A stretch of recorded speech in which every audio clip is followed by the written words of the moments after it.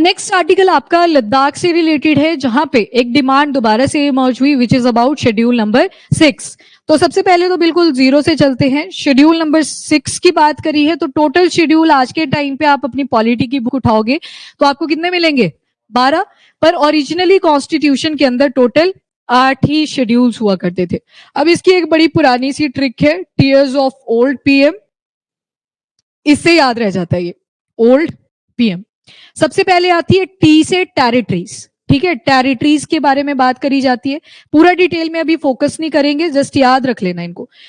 Number ऐसे रहेगा, T का शेड्यूल नंबर 1 है, ई का शेड्यूल नंबर 2 आ गया। ई से आ जाएंगे इमोल्यूमेंट्स, यानी कि जितनी भी सैलरी है, आपके बेसिक अलाउंसेस हैं, जो भी पर्क्स मिल रहे हैं, वो सब इसके अंदर इंक्लूडेड है। अगेन बात किसकी कर रहे हैं? तो जो जितने भी इनकम्बेंट्स हैं, जो ऑफिशियल बैठे हुए हैं, उनके बारे में यहाँ पे बातें हो रही है। शेड्यूल नंबर 3 के अंदर लिखा है ए अफर्मेशन। एक अफर्मेशन होती है, दूसरी ओथ होती है। हाँ जी, डिफरेंस बताइए अफर्मेशन एंड ओथ। देखो इजी है, याद रखना, इतना सोचने की जरूरत नहीं है। गलत नहीं करते जो, अच्छा नहीं, वो पहले बोलना था। हाँ ठीक है, अफर्मेशन तो आप कैसी भी ले सकते हो, उसमें गॉड का कोई रोल नहीं होता। ओथ आप भगवान के नाम में लेते हो। तो जो शेड्यूल नंबर 3 है, इसमें अफर्मेशंस के बारे में बात करी है। देन आते हैं आर। आर से राज्यसभा। राज्यसभा की सीट एलोकेशन के ऊपर फोकस करा है, तो ये आ गया आपका शेड्यूल नंबर 4। फिर आते हैं एस। यहाँ पे क्या आएगा? शेड्यूल एरियाज, जो आज के टाइम पे आपको मिलेंगे टोटल 10। इस अनुसूची के अंदर ये टोटल आज के टाइम पे 10 है। फिर आता है ओ, शेड्यूल नंबर 6, जिसकी डिमांड लद्दाख ने भी करी है। ये जो शेड्यूल नंबर 6 है, इसमें आती है अदर शेड्यूल एरियाज, और ये स्पेशली लाया गया था नॉर्थ ईस्टर्न स्टेट्स के लिए, क्योंकि जब आप मैप के ऊपर देखते हो तो ये मेनलैंड कंसीडर करा जाता है ये सारा पार्ट, पर उसके बाद हम बिल्कुल छोटे से कॉरिडोर के साथ जुड़े हुए हैं, एक नॉर्थ ईस्टर्न स्टेट्स के साथ, सिलीगुड़ी कॉरिडोर। इस पार्ट को मेनलैंड बोल दिया जाता है, और तो इस वाले एरिया में हमने वर्ड यूज किया शेड्यूल एरिया, और इसके लिए यूज कर दिया अदर शेड्यूल एरिया। आज के टाइम पे आपको शेड्यूल नंबर 6 के अंदर टोटल स्टेट्स मिलेंगी 4 कौन कौन सी हैं? तो एटीएम स्क्वायर से याद रख लेना, असम, त्रिपुरा, गलत, मणिपुर कहां से आएगा? वहां पे एथनिक वायलेंसेस इतने हुए हैं, वो तो नहीं है। मेघालय और मिजोरम, मेघालय और मिजोरम, तो असम, त्रिपुरा, मेघालय और मिजोरम। फिर उसके बाद एफ से आता है फेडरल स्ट्रक्चर, पर इंडिया का आपको प्रॉपर फेडरल स्ट्रक्चर तो नहीं मिलता। हम कैसे हैं? तो कोजाई नेचर के हैं, वो याद रख लेना है। पार्शियल से हैं, एसिमेट्रिकल भी बोल सकते हैं। एक तो हो गया फेडरल स्ट्रक्चर, जहां पे आपने क्या किया? पावर की डिस्ट्रीब्यूशन कर दी अमंग सेंटर, स्टेट और जो भी आपकी लोकल बॉडीज है। पर इंडिया के केस में क्या होगा? सेंटर है, ज्यादा पावरफुल है, देन स्टेट आएगा, फिर आपकी लोकल बॉडीज आएंगी। अब आपने क्या किया? एक शेड्यूल नंबर 6 ऐड करा, जिसके तहत जितने भी शेड्यूल एरियाज हैं उनको ऑटोनॉमी प्रोवाइड कर दी, तो आपको एसिमेट्रिकल नेचर दिखाई देगा हमारे फेडरल स्ट्रक्चर के। तो ये शेड्यूल नंबर 7 में आ गया, फेडरल स्ट्रक्चर हो गया। हाँ जी, आगे शेड्यूल नंबर 8 में ऑफिशियल लैंग्वेजेस। ऑफिशियल लैंग्वेज अगर देखोगे तो टोटल आज के टाइम पे मिलेंगी आपको 22। लास्ट ईयर जो यूपीएससी प्री हुआ था, उसमें आपसे शेड्यूल नंबर 8 की एक अमेंडमेंट से रिलेटेड क्वेश्चन पूछा हुआ था, और ये था कि जब हमने रिवाइज करा था तो वो ताजी ताजी पढ़ी थी, तो वो किसी का गलत नहीं हुआ था। तो ये याद रखनी होती है, अमेंडमेंट्स आर इंपॉर्टेंट। अब जितने भी आप 4 पढ़ोगे बाकी के, ये सब ऐड हुए बाय अमेंडमेंट। लास्ट में याद करवाती हूँ सबकी अमेंडमेंट। तो नंबर 1 आ गई आपकी लैंड रिफॉर्म से रिलेटेड, फर्स्ट अमेंडमेंट हुई थी इसकी, तो लैंड रिफॉर्म्स। जमींदारी सिस्टम हुआ करता था, मनी लेंडिंग की जाती थी, तो एक्सप्लॉयटेशन हो जाती थी लोगों की, तो उसी को रोकने के लिए एक अमेंडमेंट और करी गई, तो शेड्यूल नंबर 9 की एडिशन हो जाती है। डी से आ गया डिफेक्शन, तो एंटी डिफेक्शन लॉ। आया राम गया राम वाली स्टोरी आपने सुनी होगी कि पहले एक पार्टी से जीत लो, फिर स्विच मार लो किसी दूसरी पार्टी के अंदर, तो उसको रोकने के लिए एक और शेड्यूल ऐड करा गया, शेड्यूल नंबर 10, जिसको बोला गया एंटी डिफेक्शन लॉ। फिर आता है पी से आ गई पंचायत, तो पंचायत आपका ये ऊपर 50 सेकंड से ऐड हुआ था एंटी डिफेक्शन वाला, वहीं पे आगे लिखा हुआ है वैसे 50 सेकंड नहीं, एंटी डिफेक्शन, ये पंचायत वाला तो 73rd था, 73rd। फिर आता है आपका म्यूनिसिपैलिटी। पंचायत आ गया गांव के लेवल पे, ठीक है। म्यूनिसिपैलिटी आ गई आपकी जितने भी ये शहर हैं या सेमी अर्बन एरियाज हैं, वहां पे आ जाएगा म्यूनिसिपैलिटी। म्यूनिसिपैलिटी को ऐड करा गया था 74th CAA। ओके, इतना डन। आज जो हमें फोकस करना है वो एक तो schedule number 5 and schedule number 6 के ऊपर करना है। Schedule number 5 which talks about schedule area, और शेड्यूल नंबर 6 जिसमें आएगी बात अदर शेड्यूल एरिया। टोटल कितनी स्टेट्स है इसमें? 4, असम, त्रिपुरा, मिजोरम और मेघालय। बाकी जो आपके शेड्यूल एरियाज हैं उनमें कितनी आएंगी? टोटल 10 है इस टाइम पे, आगे लिखी हुई है, वो भी एक नजर मानिए जस्ट। ठीक है, तो अब हुआ क्या, लद्दाख में भी एक डिमांड इमर्ज करती है कि ये जो शेड्यूल नंबर 6 है, जो हमने मेन लैंड के बाहर जो अदर नॉर्थ ईस्टर्न स्टेट्स है उनके लिए दिया था, जिसमें ग्रेटर ऑटोनॉमी दे दी जाती है ट्राइबल पीपल को, वो अपने कल्चर के हिसाब से, अपनी एथनिसिटी में जो भी चीजें चल रही हैं उसके हिसाब से रूल्स एंड रेगुलेशन बना सकते हैं। गवर्नर के पास होता है अधिकार कि अगर उनको लगे कोई लॉ बिल्कुल ही अगेंस्ट आ रहा है, अगेंस्ट सॉवरेंटी एंड जो हमारी इंटीग्रिटी है कंट्री की, तो उस केस में मॉडिफिकेशन कर सकता है। ठीक है, तो गवर्नर की एंट्री रहती है यहाँ पे। इनडायरेक्टली गवर्नर का रोल आ गया तो मतलब सेंटर भी साथ ही कनेक्ट हो जाएगी, क्योंकि गवर्नर ब्रिज की तरह एक्ट करता है बिटवीन स्टेट एंड सेंटर। अब हुआ क्या, 2024 में भी आपने ये प्रोटेस्ट के बारे में सुना था। यहाँ पे डेवलपमेंट के अगेंस्ट है लद्दाख वाले पीपल, क्योंकि जो इकोसिस्टम है वो काफी ज्यादा फ्रेजाइल आपको मिलेगा लद्दाख का। इससे भी पहले लद्दाख न्यूज में था जब एब्रोगेशन हुई थी आर्टिकल नंबर 370, और उसी के साथ आर्टिकल 35A भी रिमूव हो जाता है। तो ये जो लद्दाख है, यहाँ पे पहले सिर्फ 2 डिस्ट्रिक्ट हुआ करती थी, वन इज लेह और दूसरी थी कारगिल। अब डिमांड रेस करती है शेड्यूल नंबर 6 की, तो last year he ministry of home affair ने बोला कि 2 डिस्ट्रिक्ट्स को हम क्या करेंगे, डिवाइड कर देंगे और डिस्ट्रिक्ट्स ऐड कर देते हैं। जैसे आपने एक दिन पालस कैट को लेके एक वाइल्ड लाइफ सेंचुरी पड़ी थी लद्दाख की, चांगतांग, तो एक डिस्ट्रिक्ट उसको बना दिया। ये देख लो यहाँ पे एक डिस्ट्रिक्ट बन गई चांगतांग। लेह वाले को क्या किया, डिवाइड कर दिया कि और डिस्ट्रिक्ट्स बना देते हैं, आपको इनडायरेक्टली ऑटोनॉमी भी मिल जाएगी, आप अपने हिसाब से रूल्स एंड रेगुलेशन देख सकते हैं। फिर वांगचुक की स्टेटमेंट भी आती है, वो कहते हैं कि डिस्ट्रिक्ट बनाने से कुछ नहीं होता, हमको ऑटोनॉमी चाहिए। ऑटोनॉमी मतलब हम खुद रेगुलेशन करेंगे इस रीजन में कितनी डेवलपमेंट करनी है, हमने अपना कल्चर कैसे प्रमोट करना है, कैसे अपने इकोसिस्टम को बचाना है। तो याद रखना, लेह वाले की डिवीजन हुई शाम, नुब्रा और चांगतांग। नुब्रा, शाम, चांगतांग ये ऐड हो जाते हैं आपके लेह के साथ। तो टोटल आपको इस रीजन में मिल गई अब 4 डिस्ट्रिक्ट्स। एक थी आपकी कारगिल वाला एरिया, इस डिस्ट्रिक्ट को पहले क्या बोल रहे थे, सिर्फ कारगिल बोल रहे थे, अब इसमें भी 2 और डिस्ट्रिक्ट्स ऐड कर दी गई, द्रास और दूसरी है जांस्कर। तो कारगिल, द्रास, जांस्कर, और इसी के साथ ये टोटल हो जाती हैं 7।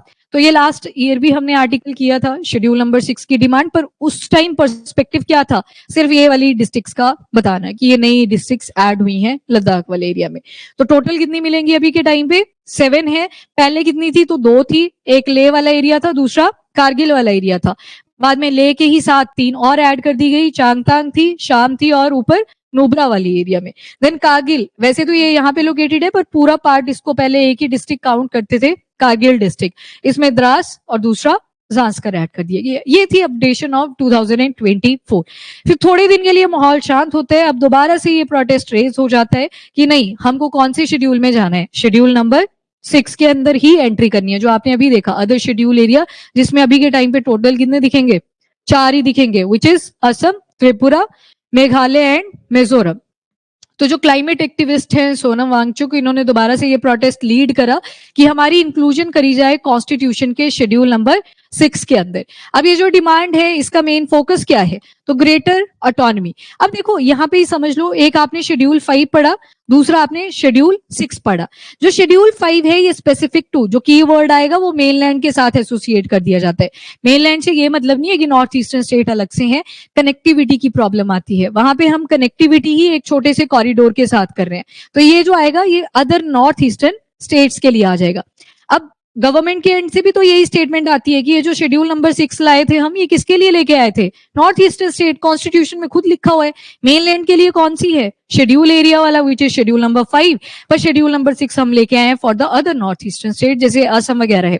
पर वहां पे भी डिमांड रेज करती है, अरुणाचल प्रदेश बोलता है हमको भी शेड्यूल 6 में ऐड करो, नागालैंड बोलता है हमको भी शेड्यूल नंबर 6 में ऐड करो।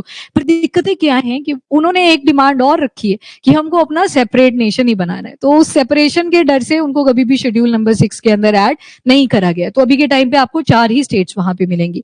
ये मेनलैंड वाला है, ये अदर नॉर्थ ईस्टर्न स्टेट वाला है। गवर्नमेंट के एंड से यही वाली स्टेटमेंट जाती है मेजॉरिटी ऑफ द टाइम। दूसरा, ऑटोनॉमी की अगर बात करें अभी आपने फेडरल स्ट्रक्चर पढ़ा, पर फेडरल के साथ एक और शब्द लगाया विच इज कोजाई। कोजाई रिप्रेजेंट करता है कि सेंटर के पास ज्यादा पावर होगी, देन स्टेट आएगा आपका, फिर वो लोकल बॉडीज को देखेगा। पर जब वर्ड आता है ना एसिमेट्रिकल फेडरलिज्म, एसिमेट्रिकल का मतलब है कि कई बार लोकल पॉइंट पे भी आपको ज्यादा ऑटोनॉमी दिखाई देगी, जो कि एग्जाम्पल आते हैं schedule 5 and schedule 6। Autonomy tribals को शेड्यूल नंबर 5 में भी दी जाती है, ऑटोनॉमी शेड्यूल नंबर 6 के अंदर भी दी जाती है, पर जो लेवल है, मान लो यहाँ पे एक लेवल अप है, यहाँ पे ज्यादा ऑटोनॉमी प्रोवाइड कर दी जाती है। लोकेशंस क्लियर लग गया थोड़ा सा डिफरेंस? यहाँ पे मेनलैंड की बात है, यहाँ नॉर्थ ईस्टर्न स्टेट्स की बात है। यहाँ पे भी ऑटोनॉमी है, यहाँ पे भी ऑटोनॉमी है, पर शेड्यूल नंबर 6 में एक्सेसिव ऑटोनॉमी आपको दिखाई देगी। रेगुलेशन में बहुत कम इंटरफेरेंस होगी बाकी कम्युनिटी से। अब जरूरी नहीं होता कि पूरी की पूरी स्टेट को शेड्यूल नंबर 6 में ऐड कर दिया जाए या शेड्यूल नंबर 5, या तो मेन फोकस किया जाता है उन डिस्ट्रिक्ट्स के ऊपर जहां पे ज्यादा ट्राइबल लोग रह रहे हैं, तो उस एरिया को, उस सेक्शन को बोल दिया जाता है कि आप शेड्यूल नंबर 5 के अंदर इंक्लूडेड हो। तो यहाँ पे एक कॉन्सेप्ट आता है एडीसीज का, ऑटोनमस डिस्ट्रिक्ट काउंसिल्स का, एडीसीज, जो आपके शेड्यूल नंबर 6 में आप पढ़ते हो। अब थोड़ा सा इसको रीड करते हैं, आपको पता लग जाएगा। तो जब ये डिमांड पहले भी रेज करती हैं, तो पब्लिक सर्विस कमीशन से रिलेटेड भी करी थी कि हमारे लिए अलग से सीट्स होनी चाहिए, वो अलाउ कर दी थी मिनिस्ट्री ऑफ होम अफेयर ने। देन 2 पार्लियामेंट्री सीट्स इन्होंने मांगी थी, वो कंडीशन मेटअप हो चुकी है 2024 में ही।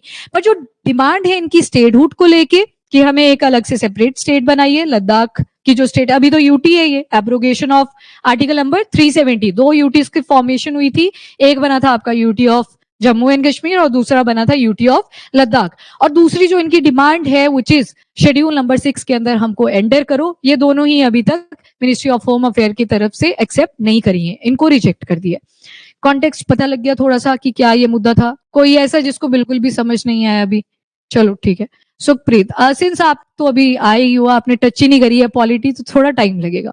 चलो anyways, same demand Arunachal Pradesh, Manipur के एंड से भी आती है। मणिपुर का आपको इश्यू पता है, एथनिक वायलेंस, कॉन्फ्लिक्ट। अभी गए भी थे मोदी जी की, वहां पे विजिट भी हुई थी कि हम इसको टैकल डाउन करने की ट्राई करेंगे। तो यहाँ से भी डिमांड्स आती हैं कि हमको 6 शेड्यूल के अंदर ऐड करो। इंपॉर्टेंस क्या है? तो एथनिक ग्रुप्स जो होते हैं उनको प्रोटेक्शन मिल जाती है। अब कॉन्स्टिट्यूशनल प्रोविजन याद रखना। सबसे पहले आएगा आपका यहाँ पे एक आर्टिकल नंबर 244, इसको तो अभी याद कर लो साथ के साथ, आर्टिकल 244। इसके अंदर बोला गया है कि सिर्फ हम फोकस करेंगे, स्पेशल प्रोविजन प्रोवाइड करेंगे 4 स्टेट्स को जो शेड्यूल नंबर 6 के अंदर एडेड है। तो आई थिंक अब क्लियर है, 4 स्टेट्स की बात हुई है, असम, त्रिपुरा, मेघालय और मिजोरम की बात करी। तो आर्टिकल नंबर 24 में 244 में जो आपके एटीएम स्क्वायर, जो शेड्यूल नंबर 6 में ऐड हुई हैं स्टेट्स, उनके लिए स्पेशल प्रोविजन ऐड कर दिए गए। ये आ गया आपका आर्टिकल 244। उसके बाद पर्पस क्या बताया, ऑब्जेक्टिव क्या बताया कि इनके लिए हम प्रोवाइड करेंगे एडीसीज, क्या थी, ऑटोनमस डिस्ट्रिक्ट काउंसिल्स। तो एडीसीज का प्रोविजन इनके लिए ऐड कर दिया। तो अगली स्टेटमेंट यही है लिखी हुई, मतलब ऑटोनमस डिस्ट्रिक्ट काउंसिल अगर इनको प्रोवाइड कर दिया, वो जो 3 पिलर आपने पढ़े थे, लेजिस्लेचर, जुडिशरी और एग्जीक्यूटिव, मीडिया का तो चौथा पिलर क्यों है, वो उन तीनों के ऊपर चेक रखता है। तो एडीसी का मतलब है इनके पास अपना लेजिस्लेचर, इनके पास अपना जुडिशियल लेवल और तीसरा आ जाएगा एग्जीक्यूटिव लेवल। इस वजह से एडीसी ऐड करेंगे आर्टिकल नंबर 244, स्पेशल प्रोविजन जो शेड्यूल नंबर 6 की स्टेट्स है, और साथ में ऐड कर दिया गया एडीसीज का प्रोविजन। ये इंपॉर्टेंस होगी इसकी, जो आपका शेड्यूल नंबर 6 है, क्यों इसमें एंट्री चाहती हैं बहुत सारी स्टेट्स, क्यों डिमांड करती हैं। नाउ एडवांटेज क्या हो जाती है? तो नंबर 1 एडवांटेज, आपकी अपनी जमीन है, आपके अपने लोग हैं, ट्राइबल पीपल है, आपका अपना एथनिसिटी है, आपका अपना कल्चर है, आप जैसी मर्जी उसको प्रमोट करें। अब जितने भी कल्चर होते हैं, ट्राइबल पीपल होते हैं, ये नेचर के साथ सबसे ज्यादा कनेक्टेड होते हैं। ट्राइबल जितने भी आप पढ़ते हो तो आपको जंगल दिखाई देता होगा मेजॉरिटी ऑफ द टाइम। यहाँ पे खैर उतना ज्यादा लश ग्रीन फॉरेस्ट आपको नहीं मिलेंगे, पर इकोसिस्टम तो फ्रेजाइल है। वहां पे सोचो आप कल को जियोथर्मल एनर्जी एक्चुअली हम यहाँ पे रिट्रीव करना चाहते हैं, affordable and clean energy, schedule SDG number 7। तो उसके ही अगेंस्ट ये प्रोटेस्ट रेज हुआ था कि हम नहीं चाहते यहाँ पे कोई भी ऐसा बड़ा बड़ा इंफ्रास्ट्रक्चर बने।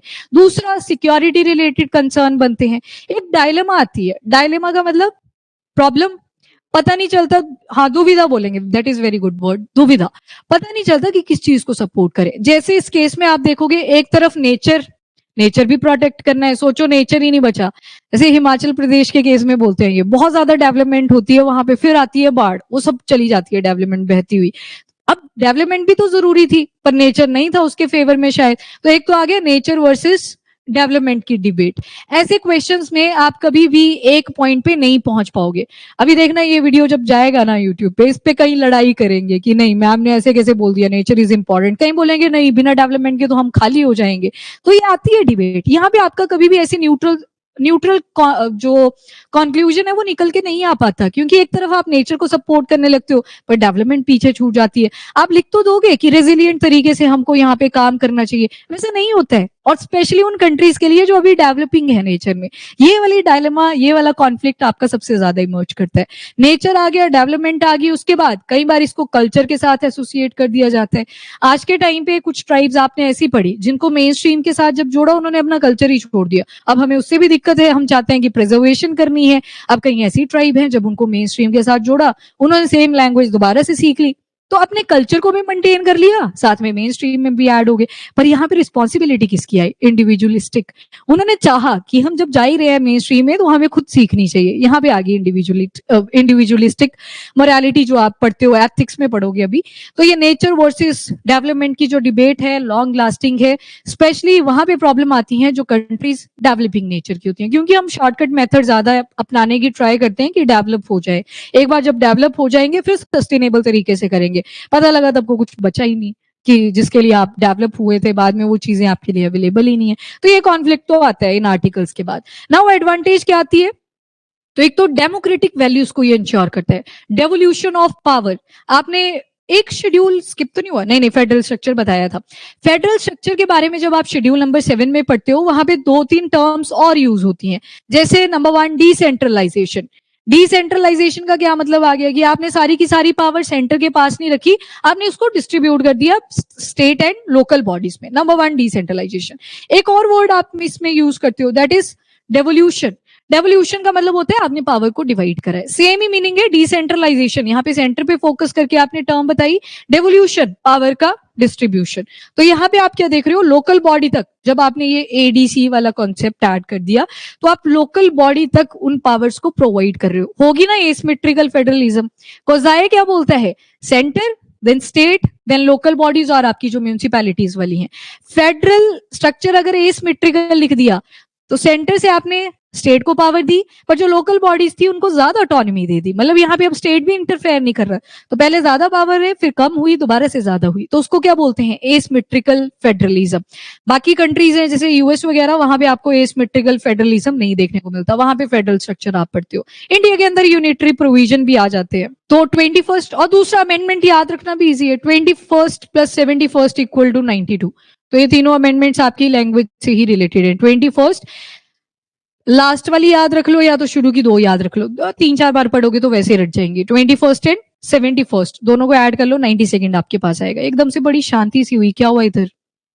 एसी बंद किया या फैन? अच्छा ये करता है शोर, ओके।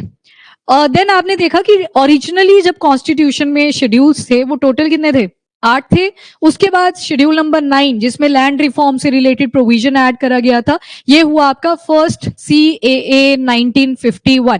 पहली जब कॉन्स्टिट्यूशनल अमेंडमेंट करी गई थी तो उसी में शेड्यूल नंबर 9 की एंट्री होती है। उसके बाद एंटी डिफेक्शन आपने पढ़ा, 52nd constitutional amendment act, year था आपका 1985। ये था ओल्ड PM पंचायत और म्यूनिसिपैलिटी, तो ये पंचायत आ गई, म्यूनिसिपैलिटी आ गई 73rd और 74। 1992 में इनकी भी एंट्री हो जाती है। और आज के टाइम पे आपको टोटल शेड्यूल कितने मिलेंगे? टोटल 12।